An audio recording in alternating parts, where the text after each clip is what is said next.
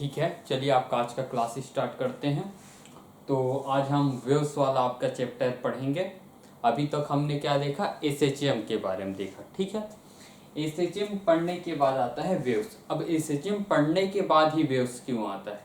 SHM में हम क्या देख रहे थे, एक पार्टिकल था जो अपने मेन पोजीशन के आगे पीछे मोशन कर रहा था। ठीक है, एक उसका मेन पोजीशन है, वो आगे पीछे ऑक्सीलेशन कर रहा है। यहाँ ये हमने देखा था एसएचएम में। अब वेव बहुत हद तक उसी बात से रिलेटेड है। उसमें एक पार्टिकल का मोशन हो रहा था, यहाँ पे बहुत सारे पार्टिकल का ऑक्सीलेशन होगा। वहाँ पे एक पार्टिकल था, यहाँ पे बहुत सारा पार्टिकल होगा। जैसे कि एक पार्टिकल है, ये यहाँ पे है, अब ये मोशन करने लगे, ऑक्सीलेशन करने लगे अपने मेन पोजीशन के आगे पीछे। ठीक है, अब बहुत सारे पार्टिकल हो और एक पार्टिकल दूसरे पार्टिकल का कॉपी करने लगे। ये पार्टिकल हो गया, ये पार्टिकल ये स्टार्ट करता है मोशन ऊपर जाने का। ठीक है, फिर वो नीचे आएगा। ठीक, तो ये ऑक्सीलेशन कर रहा है ऊपर नीचे। इसको देखने के कुछ टाइम बाद ये उसको कॉपी करने लगता है। इसको देखने के जस्ट कुछ टाइम के बाद ये इसको कॉपी करने लगता है। फिर ये आगे वाले को, ये आगे वाले को, इस तरीके से अगर चले तो जो बनेगा उसको हम बोलते हैं वेव्स बोलते हैं। ठीक है, जैसे कि बहुत सारे लोग एक दूसरे के साइड में चेयर में बैठे हुए हैं। एक आदमी खड़ा होता है और बैठता है, उसको जस्ट दूसरा आदमी कॉपी करे, वो भी खड़ा हो और बैठे। एक फिक्स टाइम में सभी लोग ऐसा करते हैं जल्दी से, तो क्या होगा, हमें एक वेव बनते हुए दिखाई देगी। ठीक है, तो यहाँ पे बात आती है बहुत सारे पार्टिकल के, और हम जब वेव्स को यहाँ पे डिनोट करेंगे तो कुछ इस तरीके से करेंगे। ये क्या है भाई, ये वेव्स का मोशन का डायरेक्शन है, और ये जो पार्टिकल हो रही पार्टिकल है उनके ऑसिलेशन का डायरेक्शन है। ये जो डायरेक्शन होगा ये पार्टिकल के ऑसिलेशन का डायरेक्शन होगा। जैसे कि एक्स को मैं बोल देता हूँ वेव्स के आगे बढ़ने का डायरेक्शन, और y को मैं बोल देता हूँ पार्टिकल के ऑसिलेशन का डायरेक्शन। एक वेव है जो आगे बढ़ रही इस डायरेक्शन में, और पार्टिकल कैसा ऑक्सीलेट कर रहा है, ऊपर नीचे। तो मैं कुछ इस तरीके से दिखाऊंगा कि यहाँ पर जो पार्टिकल है उसका ऑसिलेशन अभी 0 है। यहाँ पास वाला यहाँ तक जाता है और यहाँ तक ही नीचे आएगा, यहाँ वाला यहाँ तक जा रहा है और यहाँ तक नीचे आ रहा है। अभी इस टाइम में ये यहाँ तक जा रहा है और ये यहाँ तक आ रहा है, और ये पूरा का पूरा आगे बढ़ रहा है। ठीक है, तो ये आपका वेव्स है। अब हम वेव्स को दो कैटेगरी में बांट सकते हैं, एक ट्रांसवर्स वेव और एक लॉन्गिट्यूडिनल वेव। ये किस आधार पे बांटे हैं, ये पार्टिकल के ऑक्सीलेशन के डायरेक्शन के आधार पे बांटे हैं। ठीक है, कोई भी मीडियम में जब पार्टिकल आगे बढ़ता है, जब वेव आगे बढ़ता है तो वो पार्टिकल को ऑक्सीलेट करवाते हुए आगे बढ़ता है। वेव है क्या चीज, वेव ऐसी चीज है जो एनर्जी और मोमेंटम को अपने साथ आगे लेके चलती है, लेकिन पार्टिकल को आगे लेके नहीं चलती। पार्टिकल में मोशन जरूर होता है लेकिन वो ऑसिलेशन वाला होता है, ना कि पार्टिकल अपने पोजीशन से ही आगे बढ़ जाती है कि उसमें कि वो यहाँ पास था। ऐसा नहीं होगा कि ये वेव आगे बढ़ा तो ये पार्टिकल उठ के यहाँ पास चला गया, वो यहीं पास रहेगा और अपने मेन पोजीशन के आगे पीछे मोशन करते रहेगी, ऑक्सीलेशन करते रहेगी, एसएचएम करते रहेगी। ये वेव है। वेव के साथ क्या क्या जा सकता है, एनर्जी जा सकता है, मोमेंटम जा सकता है, लेकिन पार्टिकल, मीडियम का पार्टिकल उसके साथ नहीं आगे बढ़ता। मीडियम का पार्टिकल वही रह के अपने मेन पोजीशन के ऊपर नीचे ऑक्सीलेशन करती है। ठीक है, अब हम इसी पार्टिकल के ऑक्सीलेशन के आधार पर वेव को दो कैटेगरी में बांट सकते हैं।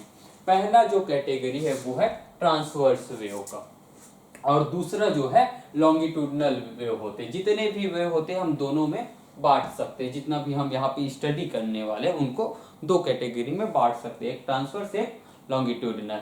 अब ट्रांसवर्स में होता क्या है कि पार्टिकल का जो ऑक्सीलेशन है वो वेव के ट्रैवल करने के डायरेक्शन के परपेंडिकुलर होता है। जो पार्टिकल का ऑक्सीलेशन है वो वेव के परपेंडिकुलर होता है, वेव मोशन के। अगर वेव कुछ इस डायरेक्शन में आगे बढ़ रही है तो पार्टिकल क्या करेगा कि पार्टिकल उसके परपेंडिकुलर डायरेक्शन में मोशन करेगी। जैसे कि एग्जांपल लूं, रस्सी का एक सिरा कहीं पे बंधा हुआ है, मैं उस रस्सी के दूसरे सिरे को हाथ से पकड़ूं और कुछ इस तरीके से करूं तो होगा क्या कि रस्सी में एक वेव बन जाएगी। ठीक है, रस्सी में जो वेव बनेगी तो वेव तो आगे बढ़ते हुए दिखाई देगा, लेकिन पार्टिकल आगे बढ़ रहा है क्या? नहीं, पार्टिकल अपने मीन पोजीशन के आगे ऊपर नीचे ऊपर नीचे ऊपर नीचे ऑक्सीलेशन कर रही है। ठीक है, पार्टिकल नहीं बढ़ रहा, ऐसा नहीं हो रहा है कि रस्सी का ये वाला पार्ट वहां पहुंच गया। ठीक है, ये वाला पार्ट यहीं पे ऊपर नीचे हो रहा है। तो ऐसा जब होगा तो उस वेव को क्या बोलते हैं? ट्रांसवर्स वेव बोलते हैं। लॉन्गिट्यूडनल वेव क्या होता है? इसमें जो पार्टिकल का ऑक्सीलेशन होता है वो वेव के ही डायरेक्शन में होता है। अगर वेव इस डायरेक्शन में आगे बढ़ रहा है तो पार्टिकल क्या करेगा? पार्टिकल का भी जो वाइब्रेशन होगा, ऑक्सीलेशन होगा, वो इसी डायरेक्शन में रहेगा। ये वेव जा रहा है, पार्टिकल इस जगह पे है, तो ये इसी तरीके से यहाँ पे एक पार्टिकल ऑक्सीलेशन करेगा, यहाँ पे दूसरा पार्टिकल ऑक्सीलेशन करेगा, और आगे जाएंगे तो और पार्टिकल ऑक्सीलेशन करते रहेगा। ठीक है, जो वाइब्रेशन हो रहा है पार्टिकल का वो वेव के डायरेक्शन में ही हो रहा है, ना कि उसके परपेंडिकुलर डायरेक्शन, या बोलूं कि वेव के पैरेलल ही जो उसका ऑक्सीलेशन हो रहा है वो है। तो हमने वेव को दो कैटेगरी में बांट लिया। किस आधार पे बांटा? कि वेव का जो वाइब्रेशन है उसका डायरेक्शन किधर है, इस आधार पे बांटा। हम एक और तरीके से वेव्स को बांट सकते हैं। किस आधार पर? मीडियम के आधार पर। दो तरह के वेव हमको दिखाई देते हैं। एक तरह का वेव जिसे मीडियम की जरूरत पड़ती नहीं आगे बढ़ने के लिए, दूसरा वेव तभी आगे बढ़ पाता है जब उसको मीडियम मिले। ठीक है, मीडियम के बिना वो आगे नहीं बढ़ सकता, उसको मीडियम की जरूरत है। मीडियम की जरूरत है उन वेव को हम क्या बोलते हैं? मैकेनिकल वेव बोलते हैं। और ऐसे वेव जिनको मीडियम की जरूरत ही नहीं, उनको हम क्या बोलते हैं? नॉन मैकेनिकल वेव बोलते हैं। अब मैकेनिकल वेव का एग्जांपल क्या है? Sound wave. यहाँ पे एयर है, ठीक है, तभी मेरे सामने खड़े हुए आदमी को मैं कुछ बोलूं वो सुनाई देगा। एयर नहीं होता, कोई भी मीडियम नहीं होता, तो मैं जो बोलता मेरे सामने खड़े हुए आदमी को वो सुनाई नहीं देता। क्यों नहीं सुनाई देता? क्योंकि साउंड वेव को आगे बढ़ने के लिए मीडियम की जरूरत होती है। मीडियम के जो कण होते हैं, या बोलूं एयर मॉलिक्यूल्स जो होते हैं, साउंड वेव उसको वाइब्रेट करते हुए ही आगे बढ़ पाता है। मीडियम के कण तो वही रहते हैं, लेकिन जो एनर्जी है और मोमेंटम है वो आगे बढ़ते जाता है। पार्टिकल के सहारे से बढ़ता है, मीडियम के सहारे से बढ़ता है, लेकिन मीडियम का जो पार्टिकल है वो वहीं के वहीं पास रहता है। तो ये हो गया आपका mechanical wave. Non mechanical wave देखिए, ये नॉन मैकेनिकल वेव क्या है? इसको कोई जरूरत नहीं है मीडियम की। ठीक है, इसको कोई जरूरत नहीं है मीडियम की, ये एक जगह से दूसरे जगह बिना मीडियम के पहुंच सकता है। जैसे कि ईएम वेव, ठीक है, इलेक्ट्रोमैग्नेटिक वेव, या सिंपल वर्ड में बोलूं तो लाइट वेव बोल देता हूं। ठीक है, सूर्य से पृथ्वी तक आने के लिए लाइट को कोई मीडियम की जरूरत नहीं पड़ती। कैसे आ पाता है वो? बिना मीडियम के। बीच में कोई मीडियम नहीं है, अर्थ और सन के बीच उसको कोई एयर नहीं मिलता, कोई वाटर नहीं मिलता, या कोई ऐसा कोई सॉलिड चीज नहीं मिलता जिसके सहारे से वो यहाँ से यहाँ तक आ जाए। बीच में उसको वैक्यूम जरूर मिलता है, लेकिन वो उससे भी ट्रैवल कर लेता है। तो ऐसे वेव भी होती हैं जिनको मीडियम की कोई जरूरत नहीं है। तो इस तरह के वेव को हम बोलते हैं नॉन मैकेनिकल वेव। अब हम जब यहाँ पे वेव की बात करेंगे, वेव के बारे में स्टडी करेंगे कि भाई जब जैसे कि मैंने बोला कि एनर्जी आगे बढ़ता है, ठीक है, और ऑक्सीलेशन, वाइब्रेशन, ये सब चीज़ें यहाँ पे हो रही है, तो यहाँ पे फ्रीक्वेंसी भी होगी। यहाँ पे उस आगे बढ़ रही है तो उसका स्पीड भी होगा, एंगुलर फ्रीक्वेंसी भी होगी। ठीक है, तो इन सब के बारे में भी हम पढ़ेंगे। तो इन सब को किसी वेव को कैसे दिखाना है, कि वेव की प्रॉपर्टी को कैसे बताना है, कि वेव पार्टिकल कितना दूर मैक्सिमम वाइब्रेट कर पा रहा है, उसका एम्पलीट्यूड का है, या किसी टाइम में कौन सा पार्टिकल किस हाइट पे कितना ऊंचा जा रहा है। ठीक है, इन सब चीज़ों के बारे में दिखाने के लिए हम सहारा लेते हैं वेव इक्वेशन का। ठीक, यहाँ पे जो हम वेव इक्वेशन पढ़ेंगे उसका जो फॉर्म होगा वो कैसा होगा, y क्या है यहाँ पे, y होगा पार्टिकल का, ये मैंने y एक्सिस बनाया कि पार्टिकल कितना ऊपर नीचे वाइब्रेट कर रहा है, और ये हो गया आपका वेव किस डायरेक्शन में ट्रेवल कर रही है उसको हमने x कहा। तो यहाँ पे कुछ इस फॉर्म में आपका वेव होगा, y जो होगा फंक्शन होगा ax plus minus B T के, हो सकता है प्लस हो वहां पे, हो सकता है माइनस हो, टी जो है टाइम है, एक से किस डायरेक्शन में वेव आगे बढ़ रहा है वो वाला डायरेक्शन है। तो आपका जो वेव आएगा, ठीक है, वो इसी फॉर्म में होगा, अलग फॉर्म में नहीं हो सकता, वो X plus minus B T का स्क्वायर नहीं हो सकता। ये भी पॉसिबल, सॉरी ये पॉसिबल है, ये पॉसिबल नहीं है, इसका फंक्शन हो सकता है, इसका स्क्वायर हो सकता है, लेकिन एक्स का स्क्वायर या टी का स्क्वायर ऐसी वाली बात नहीं हो सकती। इतने का फंक्शन हो सकता है एक्स प्लस बी टी, इसका स्क्वायर भी हो तो भी चलेगा, लेकिन ऐसा नहीं हो सकता, ठीक है, एक्स का स्क्वायर प्लस टी का स्क्वायर इस फॉर्म में नहीं होगा वो, ठीक है। अब देखिए ये हो गया आपका y इक्वल टू इतना, इसको बोल दिए जनरल वेव इक्वेशन। इसी में हमें बहुत सारी, इसी इक्वेशन में हमको बहुत सारी जानकारी मिल जाती है। अगर इस इक्वेशन को y को मैं दो बार डिफ्रेंशिएशन करूं x के रिस्पेक्ट में, उसके बाद इसी y को मैं दो बार डिफ्रेंशिएट करूं t के रिस्पेक्ट में, उसके बाद उनके बीच का रिलेशन अगर मैं देखूं तो उनके बीच का जो रिलेशन मुझे मिलता है कुछ इस तरीके से मिलता है कि ये मैंने y को दो बार डिफ्रेंशिएट किया है x के रिस्पेक्ट में, ये मैंने t को दो बार डिफ्रेंशिएट किया है t के रिस्पेक्ट में। तो यहाँ पे 1 डिवाइड बाई वी स्क्वायर है, ये है v जो है ये वेव का स्पीड होता है, ठीक है। आइए एक क्वेश्चन देख लेते हैं, पहले ये लिख लीजिए फिर हम ये क्वेश्चन देख लेंगे और आगे बढ़ेंगे फिर, ठीक।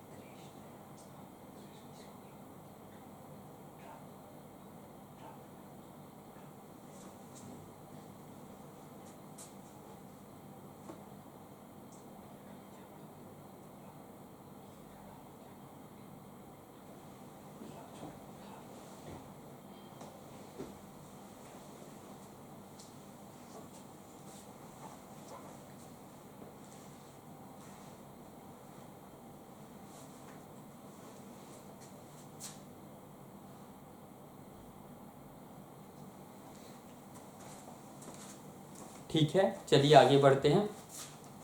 तो एक क्वेश्चन देख लेते हैं। अभी हमने देखा कि वेव का जो इक्वेशन है इस फॉर्म में होगा, ये जो है आपका जनरल फॉर्म है। अब क्वेश्चन देख लेते हैं इसी वेव इक्वेशन से रिलेटेड। ये क्या बोल रहा है question, which of the flowing equation represent a travelling wave. अब देखिए कि कौन कौन सा ax प्लस बी टी के फॉर्म में है, ऐसा कौन सा इक्वेशन है। ये है क्या, नहीं, ये x का स्क्वायर दे दिया है और बी टी तो अलग ही जगह है, या मैं बोलूँ t जो है अलग जगह है। ऐसा नहीं है कि x ax plus minus B T के फॉर्म में तो नहीं है, ये एक जगह होना चाहिए, एक दूसरे के साथ होना चाहिए। ठीक है, ये एक कांस्टेंट हो सकता है, ये कांस्टेंट है x और t इस फॉर्म में हो तो किस इक्वेशन में, पहले में तो नहीं है, हाँ b का होने का चांस है ax माइनस बी टी, तो इसके तो होने के चांस है, तो ये हो सकता है, पॉसिबल है। तीसरा देखिए, तीसरा e की पावर x है लेकिन t जो है अलग जगह cos के अंदर है, तो ये भी नहीं हो सकता। ठीक है, और ये आपका t, ये एक तरह का वेव तो होता है, ये जो इक्वेशन आपको दिख रहा है, लेकिन इसके बारे में पढ़ेंगे, ये एक ट्रैवलिंग वेव नहीं है, तो इसके बारे में हम बाद में देखेंगे, इसको स्टैंडिंग वेव बोलते हैं। तो आपका जो इक्वेशन के साथ जो मैच कर रहा है, अभी जो जनरल फॉर्म बताया वो है बी, तो ये आपका आंसर होगा। ठीक है, ये लिख लीजिए ये क्वेश्चन और इसका आंसर।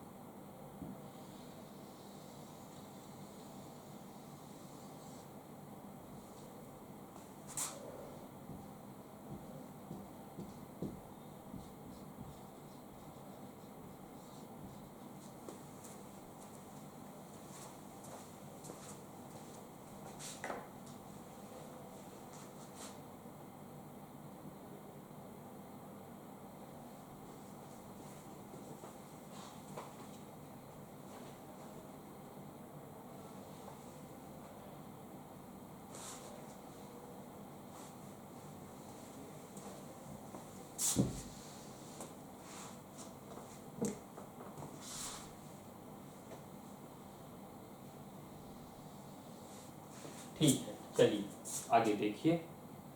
ये एक वेव, यहाँ पे कोई मीडियम का पार्टिकल है, ठीक है, यहाँ पे कोई मीडियम का पार्टिकल है, यहाँ पे कोई मीडियम का पार्टिकल है, यहाँ पे सभी जगहों पे मीडियम का कोई पार्टिकल है। एक वेव आता है, ठीक है, जब यहाँ पे पहुंचेगा, जब यहाँ पे समझो कि यहाँ पे पहुंचा, तब क्या किया इसने, इस पार्टिकल को, ये इस पार्टिकल का मीन पोजीशन है, इस पार्टिकल का ऑक्सीलेट करवा दिया, ये ऊपर चला गया। ठीक है, उसके बाद ये नीचे आएगा, इस पार्टिकल का ऑक्सीलेशन यहाँ तक हुआ, ये इसका मैक्सिमम पोजीशन है। ठीक है, ये यहाँ तक हो गया, ये यहाँ तक हो गया, इसमें यहाँ तक हो रहा है, यहाँ तक हो रहा है, यहाँ तक हो रहा है। तो वेव इसी तरीके से पार्टिकल को ऑक्सीलेट करवाते हुए आगे बढ़ती है। ठीक, अब होता क्या है कि एक साइकिल हम कब कहेंगे, एक पार्टिकल ऊपर गया, फिर अपने मीन पोजीशन पे आया, फिर नीचे गया, फिर मीन पोजीशन पे आ गया। ठीक है, ये कब हो पाता है, इतने में, जब वेव यहाँ से यहाँ तक एक पूरा चली गई। ठीक है, इसको बोलते हैं एक साइकिल पूरा हो गया। इसी में एक पार्टिकल ऊपर से नीचे और नीचे से ऊपर हो पाता है, ये हो गया एक साइकिल। और भी अब हम चीजें डिफाइन करेंगे वेव से रिलेटेड, जैसे कि बोलता हूं वेवलेंथ।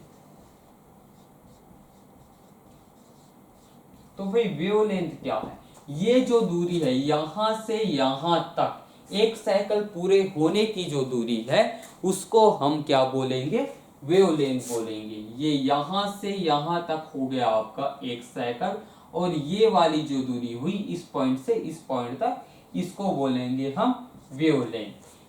जरूरी नहीं कि इस पॉइंट से इस पॉइंट के बीच की ही दूरी को हम वेवलेंथ बोले।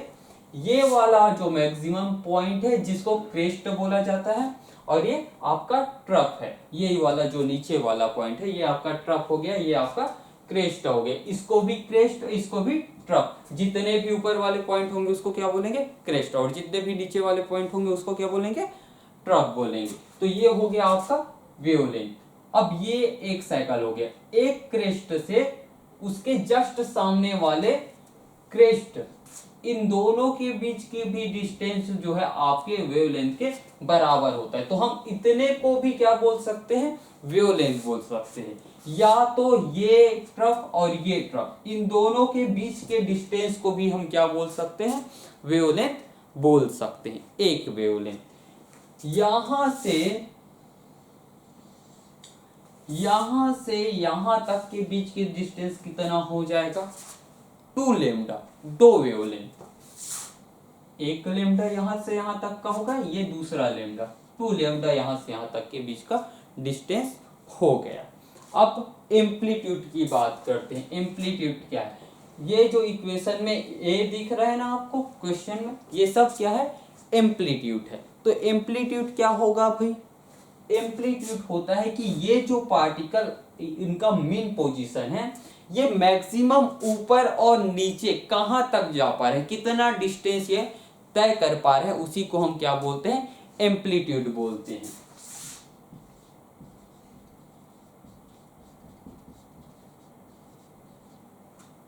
ए से डिनोट करते हैं। तीसरा है आपका फ्रीक्वेंसी। एक से डिनोट कर देता हूं फ्रीक्वेंसी को। तो फ्रीक्वेंसी क्या है? फ्रीक्वेंसी है आपका, एक कोई भी पॉइंट ले लेता हूं, ये पॉइंट ले लिया, इस पॉइंट से ये वेव है, तो ये साइकिल है, पहला साइकिल, ये दूसरा साइकिल। पर साइकिल किसी पॉइंट पर सेकंड, किसी पॉइंट से कितना साइकिल गुजर पा रहा है वेव का, ठीक है, उसको हम बोल देते हैं फ्रीक्वेंसी। जैसे कि 1 सेकंड में 5 साइकिल गुजर गया, यहां पे कोई पॉइंट है, इस पॉइंट से 5 साइकिल 1 सेकंड में गुजर रहा है, तो हम बोलेंगे फ्रीक्वेंसी जो है 5 हर्ट्ज है। ठीक, तो ये डायग्राम बनाइए, ये सब लिख लीजिए, फिर आगे बढ़ेंगे।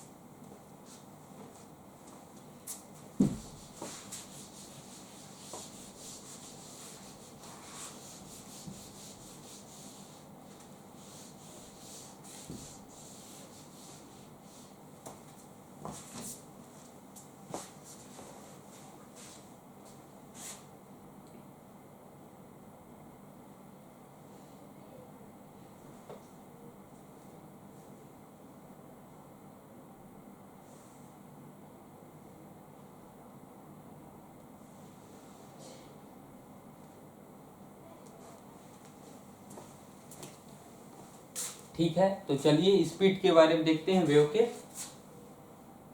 तो वेव स्पीड के बारे में देखते हैं। ये कौन सी स्पीड है भाई? वेव स्पीड बोल रहा हूँ, इसका मतलब क्या है? इसका मतलब है कि जो एनर्जी का ट्रांसफर हो रहा है वो किस स्पीड से हो रहा है, किस स्पीड से जो एनर्जी है आगे बढ़ रही है। सूर्य से लाइट हमारे तक आता है, ठीक है, तो वहां से एनर्जी हमारे तक आ रही, किस स्पीड से आ रही? वही वाला स्पीड। अगर मैं स्पीड की बात कर रहा हूँ तो ये होता है v equal to F lambda. F क्या है भाई? फ्रीक्वेंसी है आपका। लेमडा क्या है? वेव लेंथ है। अगर आपको फ्रीक्वेंसी पता है, अगर आपको लेमडा पता है, तो आप क्या पता कर लेंगे? आप स्पीड पे पता कर लेंगे उस वेव का। अब ये जो स्पीड है मीडियम पे डिपेंड करती है, ठीक है। मैं साउंड वेव की बात करूं या किसी और बहुत सारे जो मीडियम वाले वेव है उनकी मैं बात करूं, तो ये जो वेव है वो किस पे डिपेंड करते हैं? ये जो ईएम वेव है इसके लिए भी कहीं ना कहीं ये जो नॉन मैकेनिकल वेव है इनके लिए भी जो वी है वो मीडियम के ऊपर डिपेंड करता है कि वो पानी है या गैस है या कुछ और चीजें, कौन से मटेरियल है, इस बात पे डिपेंड करती है, ठीक है। तो v जो होगा ये स्पीड है, ये फ्रीक्वेंसी है, लेमडा जो है आपका वेव लेंथ है, ये लिख लीजिए। और उसके बाद हम देखेंगे इसके बारे में, ठीक है।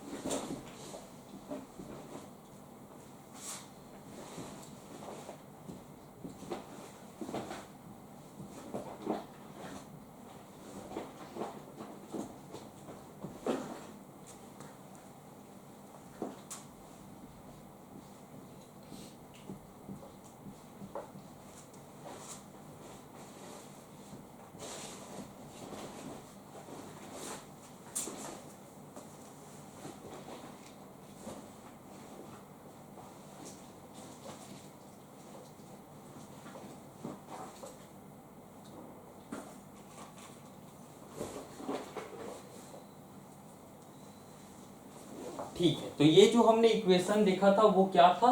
प्लेन प्रोग्रेसिव वेव का जो ये इक्वेशन था। अब यहाँ पे देखिए ये प्लस और ये जो माइनस है, कभी प्लस होगा कभी माइनस होगा। तो अगर x और t का जो साइन है, ये जो कांस्टेंट है सामने, ये अगर दोनों के दोनों पॉजिटिव में हैं तो क्या होगा? जो वेव जो ट्रेवल कर रही है वो नेगेटिव x डायरेक्शन में ट्रेवल करेगी। और इन दोनों में कि एक पॉजिटिव हो और एक नेगेटिव हो, ठीक है। हो सकता है कि x नेगेटिव हो और t पॉजिटिव हो, या हो सकता है कि t नेगेटिव हो और x पॉजिटिव हो। ऐसा कुछ भी होता है तो क्या होगा? ये आपका पॉजिटिव x डायरेक्शन में आपका जो वेव है वो ट्रेवल करेगी, ठीक है। ये लिख लीजिए। आज का हमारा क्लास यहीं तक था। Okay, thank you.